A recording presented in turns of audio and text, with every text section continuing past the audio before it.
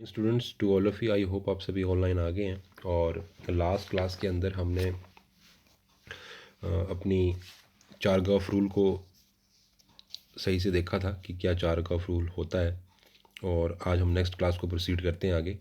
तो last classes के अंदर हमने न्यूक्लिक एसिड स्टार्ट किया और न्यूक्लिक एसिड को हमने पता लगाया कि एक्चुअल में जो न्यूक्लियोसाइड है वो किसका बना हुआ होता है। उसमें मोनोमरिक यूनिट होती हैं न्यूक्लियोटाइड की, और न्यूक्लियोटाइड आगे चल के किससे बन रहा होता है। उसमें तीन चीज़ें मेन है, बेस, फॉस्फोरिक एसिड और शुगर। शुगर थी वो 5 कार्बन की होती है उसमें। और बेस वो दो टाइप के हो सकते थे, एक प्यूरिन और एक पिरिमिडिन। प्यूरिन की बात करें तो single ring double ring member compound होता है और इसमें दो चीज़ें आती है, एडेनिन और गुआनिन। और अगर हम पिरिमिडिन की बात करें तो वो एक सिंगल रिंग कंपाउंड था और वो था आपका साइटोसिन या थाइमीन। अगर डीएनए की बात करते हैं तो चार चीज़ें इंक्लूड होंगी, एडेनिन, गुआनिन, साइटोसिन और थाइमीन। अगर आप आरएनए की बात करते हो तो थाइमीन रिप्लेस हो जाएगा यूरिसिल की जगह, तो वहाँ पर आप काउंट करोगे एडेनिन, गुआनिन और यूरिसिल और साइटोसिन। तो इस तरीके से हमने ये सारी चीज़ें क्लियर कर ली थी। और इसके अलावा हमने चारगाफ रूल की बात की, और आपको ये भी पता लग गया कि जो न्यूक्लियोटाइड थे ये हमारे एनर्जी जो मॉलिक्यूल्स होते हैं लाइक एटीपी, जीटीपी, है ना, एएमपी, इनको बनाने में भी ये हेल्पफुल होते हैं। और जब ये न्यूक्लियोटाइड बहुत सारी लंबी चेन में जुड़ जाते हैं यानी पॉली न्यूक्लियोटाइड बना लेते हैं, तब एक डीएनए या आरएनए की फॉर्मेशन होती है। ये सारी चीज़ हमने क्लियर कर ली थी। और चारग्राफ रूल भी देख लिया था कि कुछ रूल्स हैं जिसके अकॉर्डिंग हमें चलना पड़ता है कि जितनी ग्वानिन की यूनिट होंगी उतनी साइटोसिन की यूनिट होंगी, जितनी एडेनिन की यूनिट होंगी उतनी थाइमिन की यूनिट्स होंगी। तो ये चीज़ें हमने सारी डिस्कस कर ली थी लास्ट क्लासेस। आज हम इतना तो हमें पहुंच गए कि अब हम डीएनए के स्ट्रक्चर तक पहुंच जाएं। तो चलिए आज हम देखते हैं structure of the double strand RNA. DS का मतलब होता है डबल स्ट्रैंड। अब आपको पता है डबल स्ट्रैंड आरएनए। तो लास्ट क्लासेस के अंदर हमने ये पता कर लिया था कि डबल स्ट्रैंड का मतलब क्या होता है, जहाँ पर आपको दो चीज़ें मिले, राइट। तो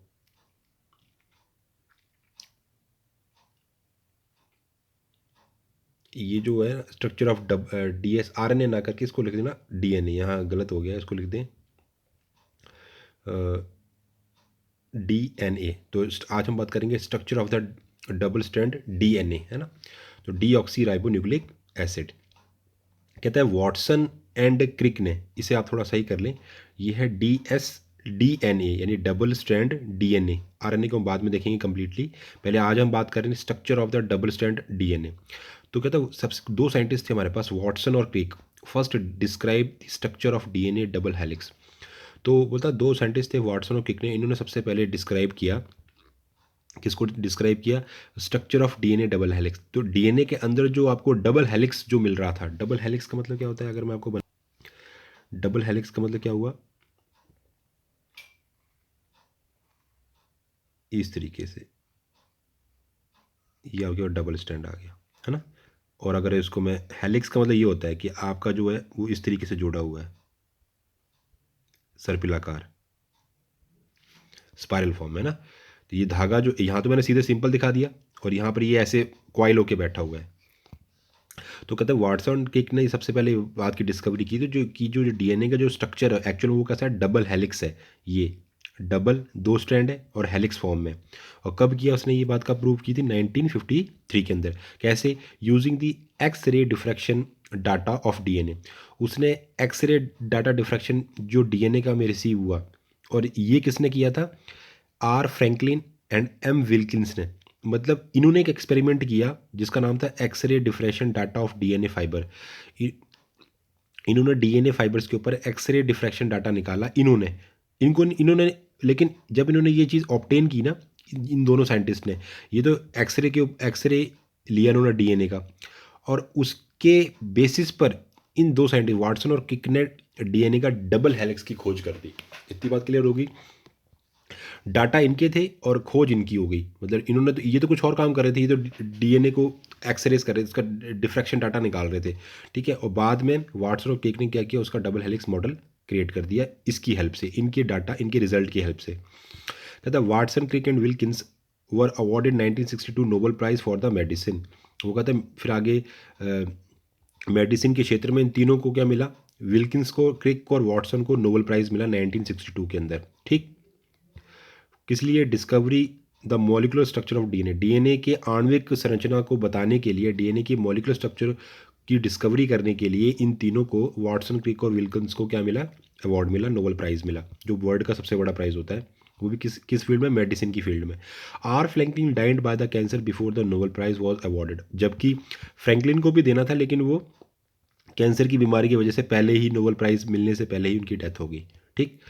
Watson and Crick double helix model describe the feature of the B form of DNA, कहते हैं जो वाटसन और क्रिक ने जो डबल हेलिक्स मॉडल दिया डीएनए का, वो एक्चुअल में वो डीएनए की कौन सी फॉर्म थी, बी फॉर्म।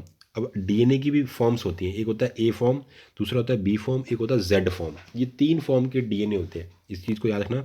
एक होता है बी, ए, बी और जेड। तो कहते हैं जो वाटसन और क्रिक ने जिस मॉडल को डिस्क्राइब किया उसका क्या नाम था, बी फॉर्म ऑफ डीएनए। क्या था, B form of DNA. Many other form of DNA more distinct from B form and biologically important too. वो कहता है कुछ डीएनए की और भी, इसके अलावा भी जो फॉर्म्स होती हैं बी के अलावा, जो बायोलॉजिकली बहुत इंपॉर्टेंट है।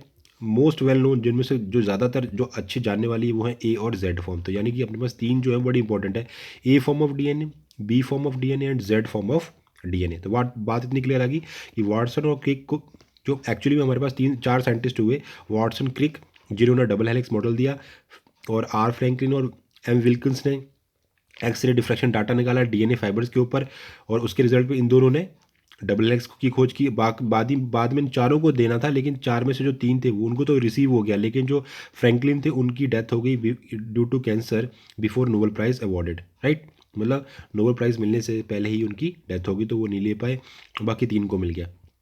उसके बाद जो वाटसन क्रिक थे, उन्होंने डबल हेलिक्स मॉडल का जो डायग्राम डिस्क्राइब किया वो बी फॉर्म का डीएनए का था। तो इसका मतलब बी के अलावा 2 और इंपॉर्टेंट है, ए और जेड फॉर्म। अब हम स्ट्रक्चर देख लेते हैं डीएनए का।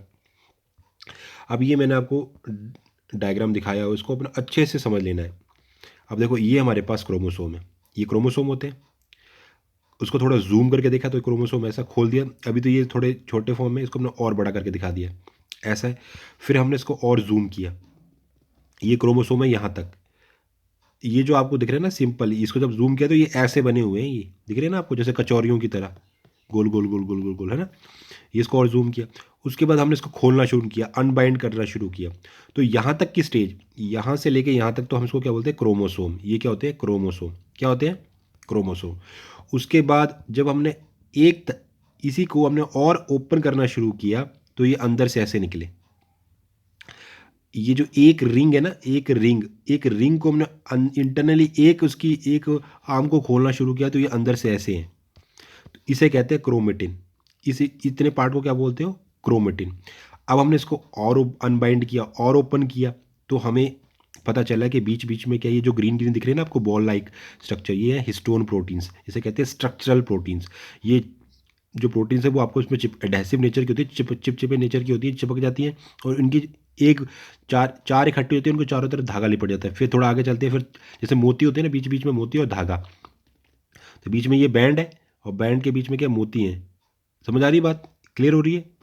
तो यहाँ तक ये क्रोमेटिन हो गया। आगे फिर जब ये हिस्टोन को हम अलग कर देंगे, सिर्फ आगे आगे क्या जाएगा, ये हमारा धागा जा रहा है, उसे कहते हैं हम डीएनए। क्या बोलते हैं इसको, हम और अनबाइंड करेंगे तो ये डीएनए आ गया। दिख रहा है आपको, डीएनए। बीच में ये जो दिख रहे हैं ये क्या है, सारे बेस है। ये इस वाला, ये एक स्ट्रैंड है, ये डबल दूसरा स्ट्रैंड, तो इसलिए कहते हैं डबल हेलिक्स। तो ये आपस में हाइड्रोजन बॉन्डिंग से अटैच है। ये बीच में जो दिख रही है ना बॉन्डिंग, इनके बीच में जो सीडी की तरह दिख रही है, ये है। तो ये रेड ग्वानिन, साइटोसिन, एडेनिन और थाइमीन, ये कलरफुल दिखाए हुए हैं। और ये क्या, डी ऑक्सी राइबो शुगर, कौन सी वाली, जो ये ब्लैक वाली है, ये है डी ऑक्सी राइबो शुगर। और जो ये लाइट येलो कलर है वो है फॉस्फेट ग्रुप। तो ये जो स्टैंड है वो किसका बना हुआ है, आपकी शुगर और फॉस्फेट का। शुगर, फॉस्फेट, शुगर, और जो बेस है वो बीच में व्यस्त है एक दूसरे से बॉन्ड बनाने में, इसलिए ये जो सीढ़ियाँ वो बैलेंस रहती हैं, आपस में टिकी हुई रहती हैं। इतनी बात समझ आ गई। तो ये क्या है, ये structural relationship between the DNA, chromatin and chromosome. यहाँ पर हम रिलेशनशिप बता रहे हैं कि डीएनए क्या है, क्रोमेटिन क्या है और क्रोमोसोम क्या है। तो हमारे पास जो बाकी जो बेस है वो एडेनिन, ग्वानिन, थाइमिन और साइटोसिन है। अगर हम यहाँ बात कर रहे हैं डीएनए की, आरएनए होता है तो आरएनए में थाइमिन की जगह क्या आ जाता है, यूरेसिल। बाकी सब सेम रहती सारी चीज़ें। इतनी क्लियर आ गई। और वो होता भी सिंगल स्ट्रैंड है, ये डबल स्ट्रैंड है। आरएनए भी डबल स्ट्रैंड हो जाता है कि मैक्सिमम हमें कैसे मिलता है वो सिंगल स्ट्रैंड के अंदर। तो ये आपके क्या आ गए क्रोमोसोम, क्रोमोसोम के बाद ये आपके क्या आ गए, हमने जूम करके दिखाया, फिर इसको हमने अनबाइंड करना शुरू किया, तो अनबाइंड करेंगे तो ये आपको क्रोमेटिन, क्रोमेटिन ये इतना हिस्सा आपका क्या आ रहा है क्रोमेटिन में, और अनबाइंड किया जब हमने हिस्टोन प्रोटीन रिमूव कर दी तो आपको, तो यहाँ पर क्या ये बीड लाइक फॉर्म्स है, बीड मतलब मोती की तरह, मतलब यहाँ पर क्या 4-5 हिस्टोन प्रोटीन बन जाती है और उनके आगे चारों तरफ वो लिपट जाता है, फिर थोड़ा आगे चलते हैं, फिर ये इस तरीके से, फिर ये आगे, फिर ये रोल बनाते हैं इस तरीके से। समझ आ गई बात? तो ये आपने देख लिया। चलिए आगे चलते हैं। अब थोड़ा हम डायग्राम देख लेते हैं डीएनए का।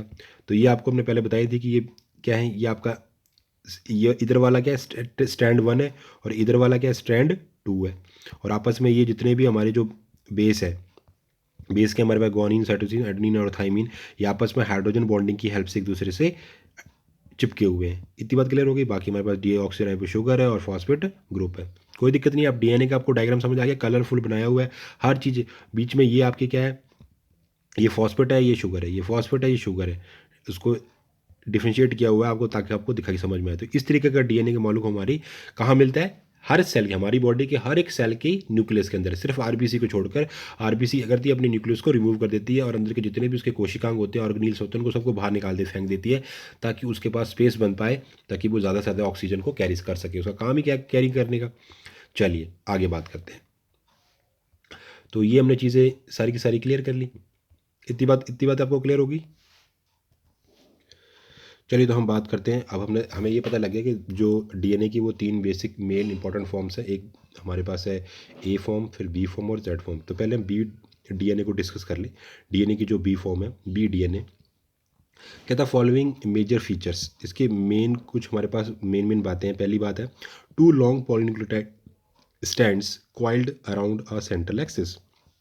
मतलब बी डीएनए के अंदर क्या चीज़ इंपॉर्टेंट है, यहाँ पर आपको 2 पॉलीन्यूक्लियोटाइड स्टैंड्स मिलेंगे, फीते मिलेंगे, जो कॉइल करते हैं अराउंड द सेंट्रल एक्सिस। उनके बीच में एक सेंट्रल एक्सिस है, उसके मतलब मान लेते हैं एक सेंट्रल एक्सिस के अराउंड वो क्या करते हैं, कॉइल करते हैं। क्या बोल रहे हैं, 2 लॉन्ग पॉलीन्यूक्लियोटाइड हमारे पास स्ट्रैंड है, और जो कॉइल करेंगे अराउंड द सेंट्रल एक्सिस। कैसे करेंगे, तो मैं आपको डायग्राम दिखा देता हूँ। जैसे मैं अगर ऐसा मान लूँ कि मेरे पास एक बीच में, जैसे एक मेरे पास एक सेंट्रल एक्सिस है ये, है ना, और मेरा जो इस तरीके से ऐसे कॉइल कर रहा है, तो एक सेंट्रल एक्सिस के अराउंड वो कॉइल कर रहे हैं। इतनी बात समझ आ गई कि एक 2 पॉलीन्यूक्लियोटाइड स्ट्रैंड है और वो एक सेंट्रल एक्सिस के अराउंड में कॉइलिंग कर रहे हैं। Strands are wrapped in a right handed helix. वो कहते हैं जो ये जो स्ट्रैंड्स है वो जो रैपिंग कर रहे हैं, मतलब वो जो गोल गोल घूम रहे हैं, वो राइट हैंडेड है। मतलब कहने का मतलब इस तरीके से ऐसे कॉइल कर रहे हैं तो ये राइट हैंडेड होगी, अगर ऐसे करें तो ये लेफ्ट हैंडेड होते हैं। तो ये इनका अलग अलग विशेष स्पेसिफिक इनका अपना अपना होता है कि जो बी डीएनए वो जो रैपिंग करेगा वो राइट हैंडेड हेलिक्स करेगा, मतलब ऐसे से घूमेगा, ठीक है, राइट हैंडेड के according. Stands are antiparallel, और जो स्टैंड्स होते हैं वो एंटी पैरेलल होते हैं। क्या मतलब हुआ इसका कि one stand is oriented in the 5' to 3' direction, and other stand is 3' to 5 direction. कहता है एक स्टैंड जो जिसकी ओरिएंटेशन होती है 5' से 3' डायरेक्शन की तरफ, और दूसरे की अदर स्टैंड की कहाँ से होती है 3' टू 5' डायरेक्शन की तरफ। कहने का मतलब क्या है कि जैसे मैं अगर खोल के दिखाऊं, एक स्टैंड ऐसा है, दूसरा उसके सामने है, दोनों आपस में हाइड्रोजन बॉन्डिंग से जुड़े हुए हैं, ठीक। तो एक का जो स्टार्टिंग है वो है 5' से 3' की तरफ, और दूसरे का मुंह है 5' से 3' की। तो दोनों आपस में एक दूसरे के एंटी पैरेलल है, मतलब ये 5' से 3' है और ये उल्टा है 5' से 3', तो एक दूसरे के एंटी पैरेलल है। समझ आ गई। तो other stand is 3' to 5' direction. Stands interacted by the hydrogen bond between the complementary base pair. वो कहता है कि जो स्टैंड्स है वो एक दूसरे से इंटरेक्ट करते हैं, एक दूसरे से अटैच होते हैं बाय द हाइड्रोजन बॉन्ड्स, और वो किनके बीच में होता है, between the complementary base pair. Complementary base pair मतलब जो एक दूसरे के संपूरक जो आपके बेस है, उन एक दूसरे के साथ जो संपूरक है, एक दूसरे से जो जुड़ सकते हैं, उनके बीच में। कि जैसे कि जो जी है वो सी से बॉन्ड बनाता है, और ए जो है वो हाइड्रोजन बॉन्डिंग टी से जुड़ा होता है। तो जी जो है वो जी जो आपका बेस है वो 3 हाइड्रोजन बॉन्ड बना रहा है सी के साथ, और जो ए फॉर्म है वो 2 हाइड्रोजन बॉन्ड बना रही है टी के साथ। देख लेते हैं कैसे बना रही है। अब मेरे पास ये मैं दिखा रहा हूँ, ये एक बैंड का न्यूक्लियोटाइड है, ये दूसरे बैंड का न्यूक्लियोटाइड है। तो ये जो बेस है हाइड्रोजन बॉन्ड बना रहा है इधर वाले, मतलब यहाँ पे भी जैसे अगर मैं बात करूँ, ये स्टैंड चल रहा है, ये इधर का स्टैंड चल रहा है ना। तो शुगर भी इसी स्टैंड के बीच में होती है, फॉस्फेट भी इसी बैकबोन में होता है। इस सेम इस वाले स्टैंड का भी जो शुगर और जो आपकी फॉस्फेट होगा वो इसी के बीच में होगा। जो उनके बेस है वो आपस में एक दूसरे से हाइड्रोजन बॉन्डिंग से जुड़े हुए हैं। तो हमारे पास जो ये क्या है, हमारे पास साइटोसिन, और ये क्या है, ग्वानिन। ठीक है, तो ये आपस में एक दूसरे से जुड़े हुए हैं। दिख रही है बात। तो यहाँ पर हमारे पास क्या है, अब आप देख रहे हो कि यहाँ पर हम शो क्या कर रहे हैं, standard base pairing G and C की और ए एंड टी की। तो ये हमारे पास जुड़े हुए, पहले में ग्वानिन और हमारे पास साइटोसिन जुड़ी हुई है। अब आपको पता है जो ग्वानिन है वो डबल मेम्ब्रेन है और जो साइटोसिन है वो सिंगल मेंबर है। तो ये आपस में हाइड्रोजन बॉन्ड से जुड़े हुए हैं। समझ आ गई बात, कोई दिक्कत नहीं, आप डायग्राम बना लो, आपको ईजिली समझ आ जाएगा। दूसरी बात, इधर भी जो हमारे यहाँ हमने यहाँ भी सेम हमारे पास एक स्टैंड है, इधर भी स्टैंड है। तो ये हमारे पास एडिनिन है और ये थाइमीन है। ये लिखा हुआ है मैंने बीच में सी लिखा ना, साइटोसिन, और ये गोनिन है। यहाँ लिखा हुआ है मैंने, ये टी लिखा है थाइमीन, और ये आपकी क्या है, एडिनिन। तो ये आपस में यहाँ सिर्फ दो ही जगह हैं जहाँ पर ये हाइड्रोजन बॉन्डिंग हो सकती है। ये ऑक्सीजन है, ये एच है, ये एन है, ये एच है। तो ये दो जगह हाइड्रोजन बॉन्डिंग हो सकती है। यहाँ पर तीन जगह अवेलेबल है जहाँ पर ये अपनी हाइड्रोजन बॉन्डिंग अटैच कर सकता है। तो इस तरीके से आपने ये डायग्राम बना लेना है। समझ आ गई बात, ठीक है। तो कहता है एक चीज़ और याद रखना, इसमें ग्रुप बनती है, खांचे बनती है। खांच का मतलब क्या हुआ, जैसे मैं आपको डायग्राम में बताऊँ, जब ये ऐसे बनते हैं ना इस तरीके से, ये तो एक स्टैंड है, सिंगल स्टैंड है। अगर मैं इसको डबल स्टैंड कर दूं,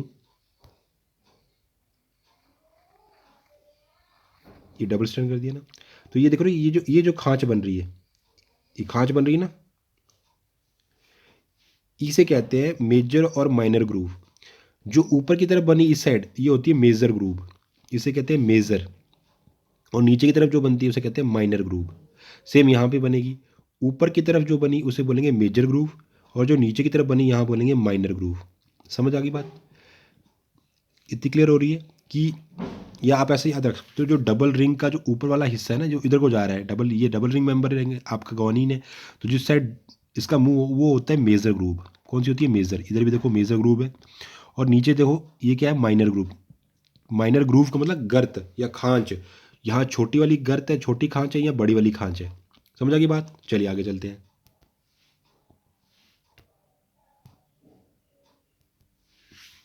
चलिए आगे चलते हैं। अब हम बात करते हैं नेक्स्ट आगे उसी में BDNA के बारे में और देख लेते हैं कि जो BDNA है उसमें angle of interaction between the base pair result major and minor groove. कहते हैं जिस एंगल से, जिस कोण से उनके बीच में इंट्रैक्शंस होती हैं उसके आधार पर किसके बीच में इंट्रैक्शन होती है, बेस पेयर। जो आपकी एक स्टैंड का बेस दूसरे के साथ हाइड्रोजन बॉन्डिंग के साथ जो अटैच था, उसकी इंट्रैक्शन के मतलब वो किस कोण से आपस में जुड़े हो, उस वजह से मेजर और माइनर ग्रुप बनती है, बड़ी और छोटी खांच बनती है। Side containing N7 of purine termed major group. कहता है जिस साइड पर N7 होता है, N7 क्या का मतलब है कि प्यूरिन, आपको पता है प्यूरिन क्या है, डबल मेम्ब्रेन रिंग है। मैं आपको बना के दिखा देता हूँ।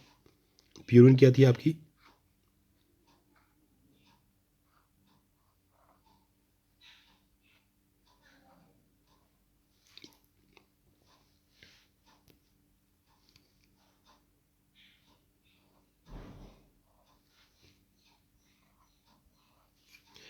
तो ये आपकी प्यूरिन का डायग्राम है। तो जो N7, N आता है यहाँ पर, ये N7 है जी, क्योंकि हम काउंटिंग करते हैं ना, तो काउंटिंग हम कहाँ से करते हैं, यहाँ से करते हैं 1 2 3 4 5 6। नहीं समझ आ रहा, मैं दोबारा से बना देता हूँ आपको। ये है मेरे पास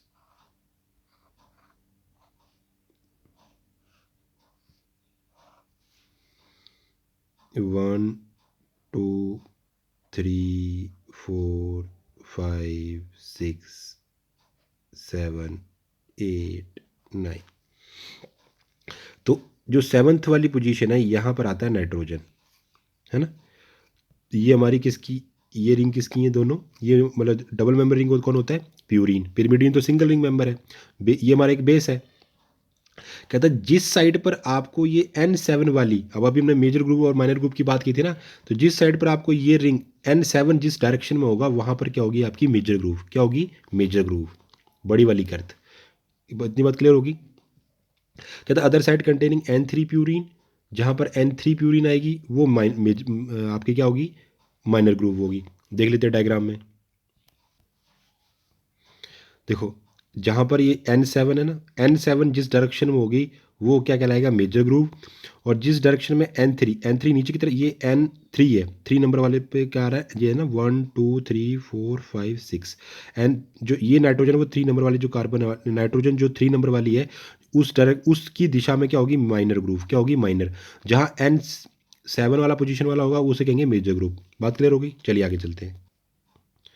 इतनी बात क्लियर होगी, चलिए।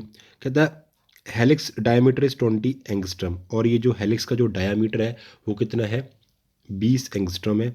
हेलिक्स, अब मैं सब डायग्राम में आपको दोबारा से समझा दूंगा। ये याद रखें कि हेलिक्स का जो डायमीटर है, हेलिक्स की जो टोटल जो चौड़ाई है वो कितनी है 20 एंगस्ट्रम। कहने का मतलब ये जो ऐसे ऐसे जो हेलिक्स चलेगा ऐसे, अब ये जो टोटल इसकी चौड़ाई है वो कितनी हमारे पास आ रही है 20 एंगस्ट्रम। हेलिक्स राइज पर बेस पेयर 3.32 एंगस्ट्रम, मतलब जो बीच में ये जो सीढ़ियाँ बनेंगी ना, ये जो एक दूसरे से अट्रैक्शन, तो एक सीढ़ी का दूसरी से कितना दूरी है वो है 3.32 एंगस्ट्रम। हेलिक्स पिच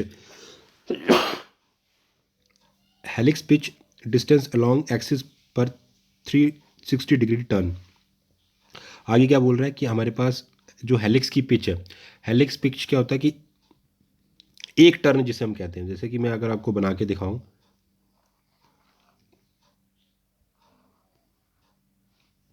मतलब आपका एक जो टर्न आया, एक जो इसको हम यहाँ से यहाँ तक काउंट करते हैं, ये हमारा एक मोड है, मतलब एक कर्व यहाँ से ऐसे घूम के यहाँ तक, ठीक है ना। ये जो एक कर्व आया उसकी जो लंबाई होती है, लेंथ होती है, वो 33.2 एंगस्ट्रम, यानी कि डिस्टेंस लॉन्ग एक्सिस पर 360 डिग्री टर्न, मतलब 360 डिग्री का जो एक टर्न है वो कितने दूरी का होता है 33.2 एंगस्ट्रम का। इतनी बात क्लियर हो गई।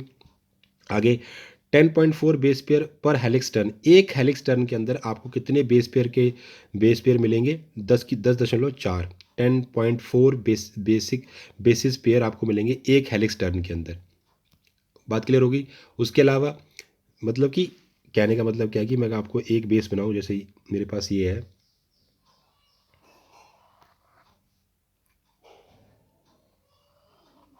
ये मेरे पास एक, तो 1 2 3 4 1 2 3 4 और ये बीच में, तो टोटल ये जो बेस, अब आपको पता है यहाँ से लेके यहाँ तक मेरी एक पिच है, एक टर्न है 360 यहीं घूम रहा है ना, यहाँ से ऐसे से घूम रहा है पूरा 360 घूम गया ये। तो ये जो ये दूरी है ये कितनी है 33.2 एंगस्ट्रम। एक से दूसरे के बीच में कितनी है 3.32 एंगस्ट्रम। ठीक, टोटल चौड़ाई कितनी है पूरे जितना ये जगह घेर रहा है 20 एंगस्ट्रम।